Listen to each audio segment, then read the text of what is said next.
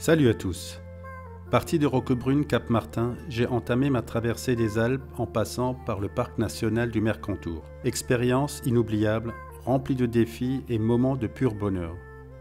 J'ai passé la nuit au camping municipal de Guillestre, mes affaires sont emballées et prêt à partir pour de nouvelles aventures. Je quitte Guillestre, petite ville pittoresque des Hautes-Alpes, en Provence-Alpes-Côte d'Azur. Nichée au pied des montagnes à 1000 mètres d'altitude, aux portes des parcs naturels du Queyras et des Écrins. Mes prochaines étapes, c'est de rejoindre Bourg-Saint-Maurice en passant par le col de l'Iseran sur la départementale 902. Le décor est majestueux. La route a été taillée à même la roche sur les flancs de falaise qui surplombent la rivière de plusieurs centaines de mètres.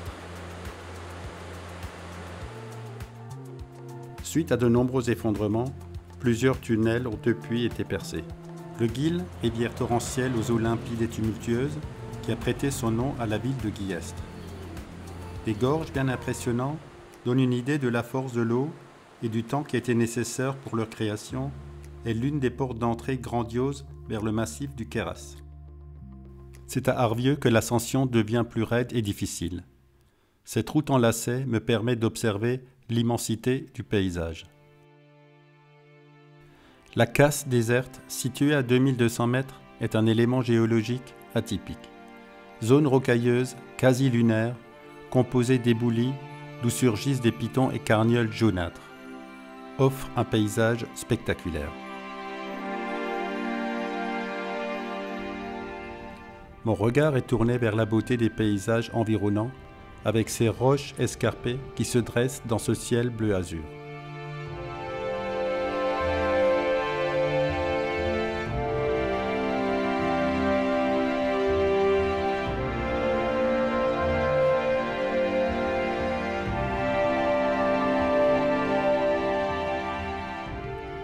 Dans ce paysage légendaire, les plus belles histoires du Tour de France se sont jouées. Pour preuve, on y trouve les plaques de Louison Bobet et Fausto Coppi qui tous deux ont marqué leurs empreintes les pentes du col Izoard. Le col de l'Izoard, situé dans un paysage minéral et culmine à 2360 mètres d'altitude et fait la jonction entre les Alpes du Sud et les Alpes du Nord.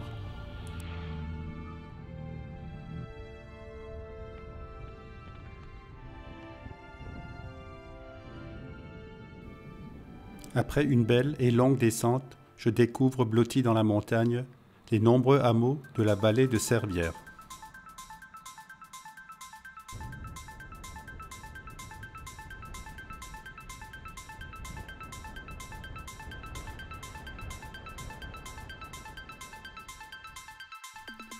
Je passe la nuit au camping Montana, au village de la Vachette, dans la haute vallée de la Durance.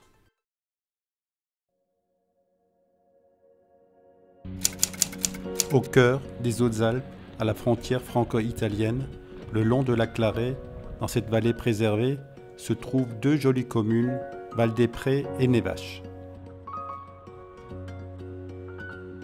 Site naturel classé, proposant des paysages exceptionnels, une nature et un patrimoine préservé.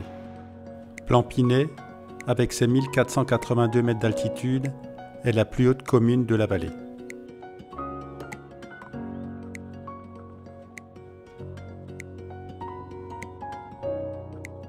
La vallée de la Clarée est un parcours de choix pour les cyclistes qui cherchent à éviter les routes fréquentées. Le col de l'Échelle, à 1762 mètres d'altitude, situé sur le territoire français, fait la liaison entre la France et l'Italie.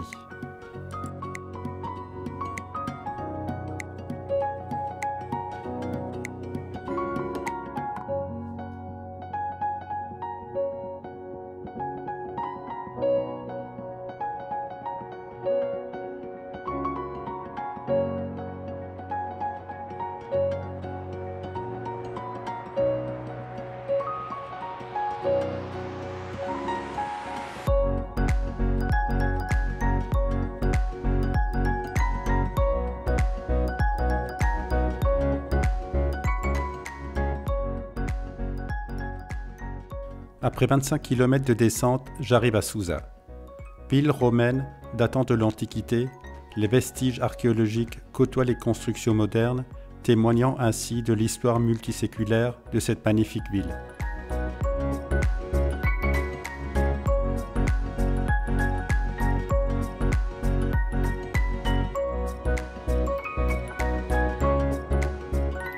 En prenant de la hauteur, on aperçoit le magnifique paysage du Val de Suse. La montée depuis Souza est de 38 km de long et un dénivelé positif de 1782 mètres.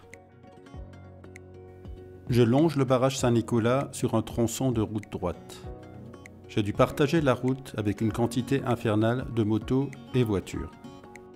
À partir du col, je circule sur une route qui ne présente pas de grosses difficultés et surtout moins fréquentée, qui me permet de profiter de belles vues sur le lac du Mont-Cenis.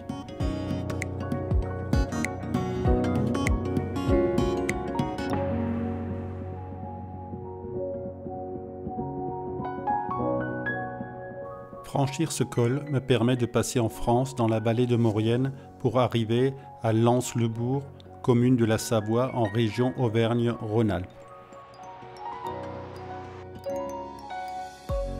Avant de chercher un endroit pour bivouaquer, il me reste encore un col à passer. Bonjour à tout le monde. Ça y est, on est à nouveau sur la route. Aujourd'hui, on va monter l'Iseran. Là, ce matin, je vais encore essayer de trouver quelque chose à manger ou de me ravitailler. On n'a pas être trop à court. Besson, situé entre Valseny et Bonneval, en Haute-Maurienne vanoise. On est dans le parc national de la Vanoise. Au creux de la vallée, Bonneval-sur-Arc, plus beau village de France. Dernier village témoin de l'habitat montagnard authentique et le plus haut village de la vallée de la Maurienne.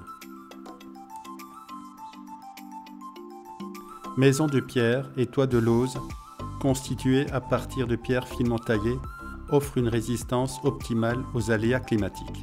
À Bonneval, les maisons n'ont pas de numéro, mais portent des noms.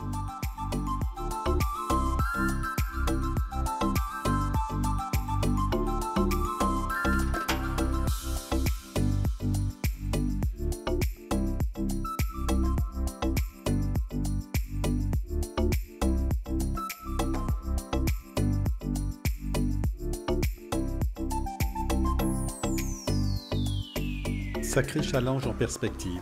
L'Iseran, col routier le plus haut de France, qui relie les vallées de Maurienne et de la Tarentaise. La véritable ascension débute à la fin du village. Un dernier coup d'œil sur Bonneval-sur-Arc cerné par les imposantes montagnes.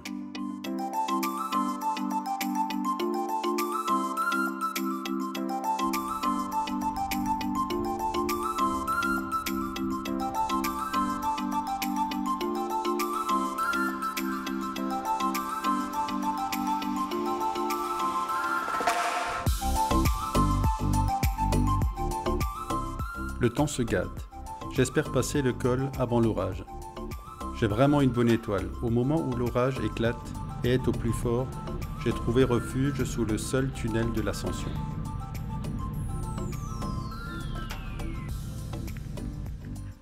Par son altitude et sa beauté, le col de l'Iseran entre bien évidemment dans le cercle très fermé des cols de plus de 2500 mètres. Sa route, absolument sublime, lui confère une place unique dans le classement des cols hors catégorie de France.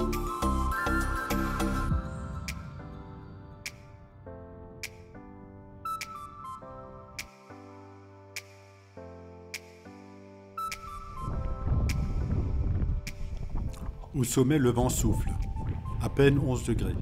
J'ai hâte de redescendre et retrouver une température plus clémente.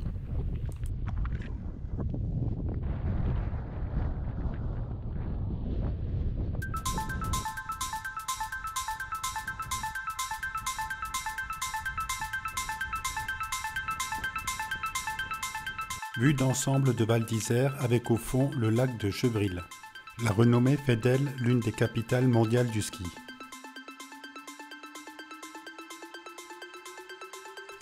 Le barrage du Chevril, également appelé barrage de Tignes.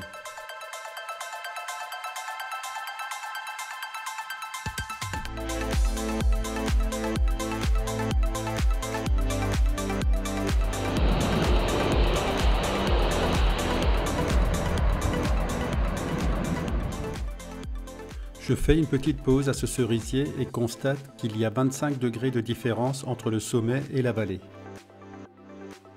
16, situé à 900 mètres d'altitude aux portes du parc de la Vanoise. Là, je suis sur la montée du col de Reuseland.